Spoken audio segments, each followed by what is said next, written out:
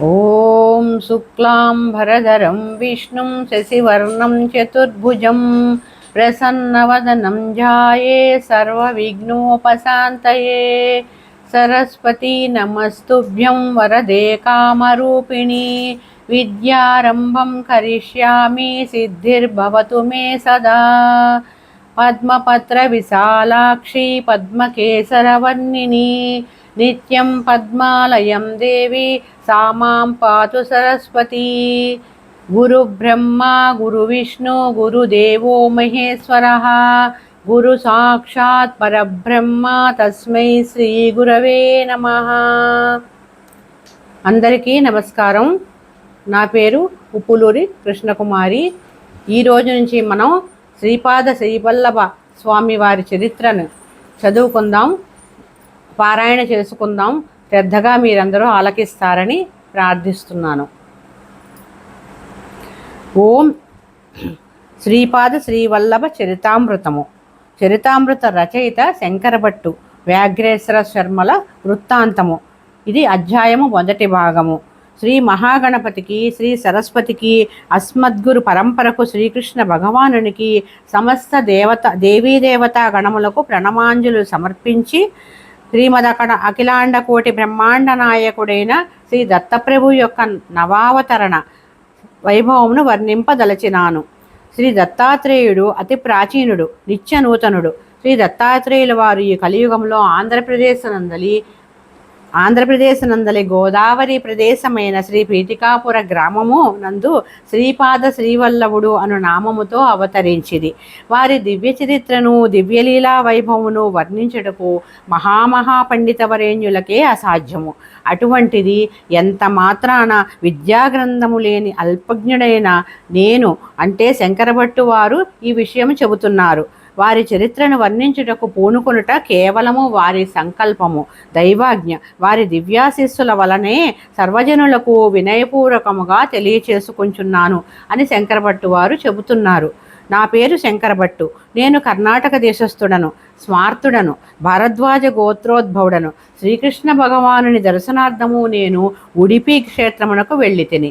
అచ్చట బాలకృష్ణుడు నెమలిపించముతో ముగ్ధ మనోహరముగా దర్శనమిచ్చి కన్యాకుమారిలోని శ్రీ కన్యకాపరమేశ్వరి దర్శనార్థం పోవలసిందని నన్ను ఆజ్ఞాపించెను. నేను కన్యాకుమారిలో శ్రీ కన్యకాపరమేశ్వరి దేవిని దర్శించితిని. సాగరత్రయ సంగమ ప్రదేశమున పుణ్య స్నానములు చేసి తిని ఒకానొక మంగళవారము నాడు శ్రీదేవి దర్శనార్థం గుడిలో ప్రవేశించి తిని. పూజారి నిష్టగా దేవికి పూజ చేయుచుండెను. అతడు నా చేతిలో ఎర్ర రంగు గల పుష్పాలను గ్రహించి పూజ చేయుచుండగా అంబ నా వైపు కరుణాపూరిత దృష్టితో చూసెను. శంకరా, నీ హృదయమునందు గల పవిత్ర భక్తికి సంతసించి తిని నీవు కురువపురమునకు పోయి అందుగల శ్రీపాద శ్రీవల్లభుల వారిని దర్శించి జన్మ సార్థక్యమును పొందుము. శ్రీపాద శ్రీవల్లభుల వారి దర్శన మాత్రము చేతనే నీ మనస్సుకు, ఆత్మకు, సర్వేంద్రియాలకు అనిర్వచనీయమైన అనుభవము కలుగునని చెప్పెను. నేను అంబానుగ్రహము పొంది పుణ్యధామము నుండి ప్రయాణము సాగించుచు స్వల్ప దూరంలోనే ఉన్న మరుత్వమలై అనే గ్రామానికి వచ్చి తిని. శ్రీ హనుమంతుడు సంజీవిని పర్వతమును తిరిగి హిమాలయములకు తీసుకొని పోవునప్పుడు దానిలోంచి ఒక ముక్క జారి కింద పడిందని దానినే మరుత్వమలై అని పిలిచెదరని తెలుసుకొంటిని. మరుత్వమలై గ్రామమునందు ఆ కొండ చూడ చక్కనైనది. దానిలో కొన్ని గుహలు కలవు. ఆ ప్రదేశము సిద్ధపురుషులు అదృశ్వరూపమున తపస్సు చేసుకొనెను పర్వతభూమి అని తెలుసుకొంటిని. నా అదృష్టరేఖ బాగున్న ఎడల ఏ మహాపురుషులైనా దర్శింపలేకపోదునా అని ఆ గుహలందు చూచుచుంటిని.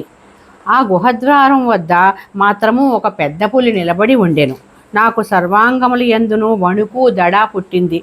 భయ విహ్వలుడైన నేను ఒక్కసారిగా శ్రీపాద శ్రీవల్లభ శ్రీ దత్తప్రభు అని బిగ్గరగా అరిచితిని.